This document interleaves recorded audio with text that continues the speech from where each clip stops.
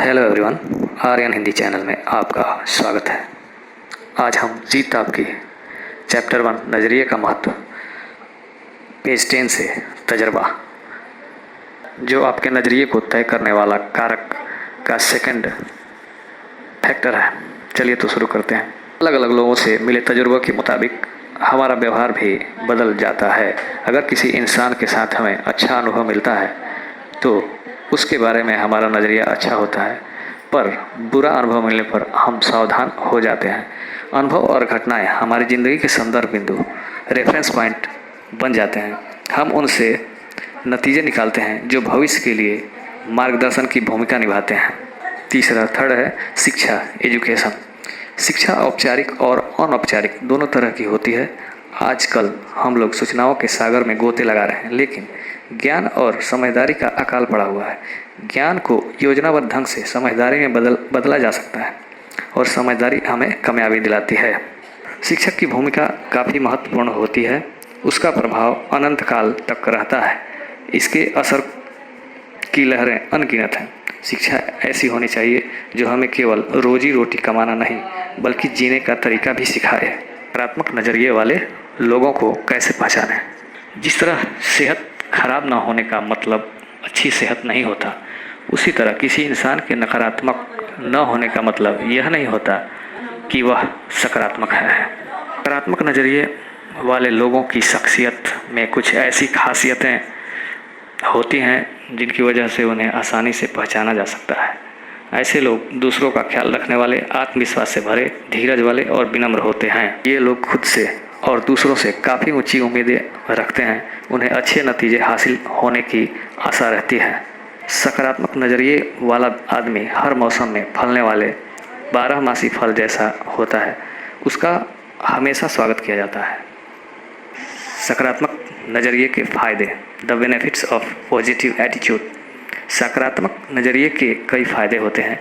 इन्हें आसानी से देखा जा सकता है, लेकिन आसानी से दिखाई देने वाली चीज़ को उतनी ही आसानी से अनदेखी भी कर दिया जाता है।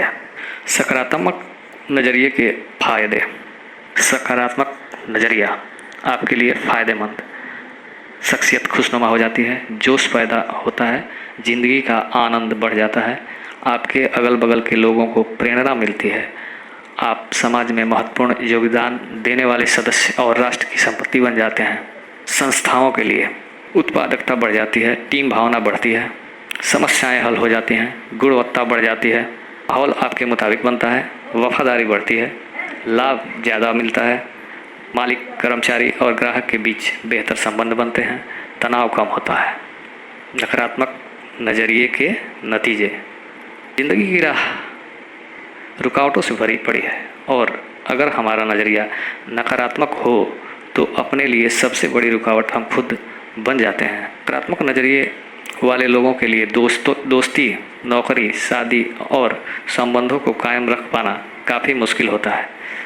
नकारात्मक नज़रिए की वजह से संबंधों में कड़वाहट बढ़ती है, लोग नाराज़ रहते हैं, ज़िंदगी बेमकसद हो जाती है, सेहत खराब रहती है, खुद के लिए और दूसरों के लिए तनाव बढ़ाता है।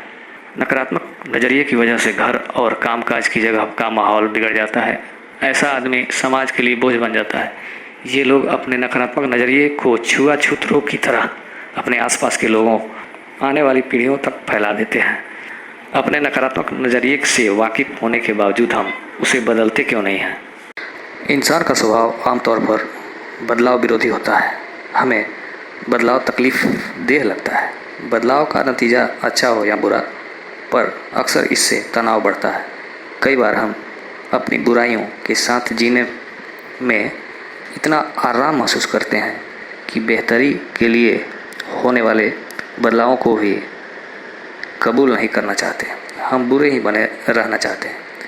चार्ल्स डिकेंस ने एक ऐसे कैदी के बारे में लिखा है जो सालों तक एक काल कोठरी में कैद रहा। सज़ा काट लेने के बाद उसे आज़ाद कर दिया गया। उसे काल कोठरी से बाहर खुली धूप में लाया गया। उस आदमी ने अपने चारों ओर देखा। कुछ देर में ही वह अपनी इस नई आज़ादी से परेशान हो गया।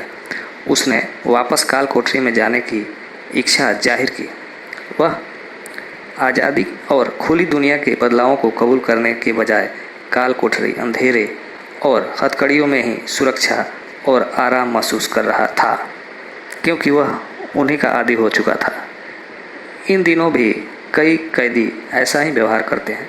एक अनजाने संसार के साथ तालमेल कायम करने का तनाव उनकी बर्दाश्त से बाहर होता है, इसलिए वे जानबूझकर और अपराध करते हैं ताकि उन्हें वापस जेल में भेज दिया जाए। वहाँ उनकी आज़ादी पर भले ही पाबंदी रहती हो, लेकिन उन्हें अपने बारे में कम फैसले लेने पड़ते हैं। अगर हमारा नज़रिया नकारात्मक है तो हमारी ज़िंदगी सीमाओं में कैद है।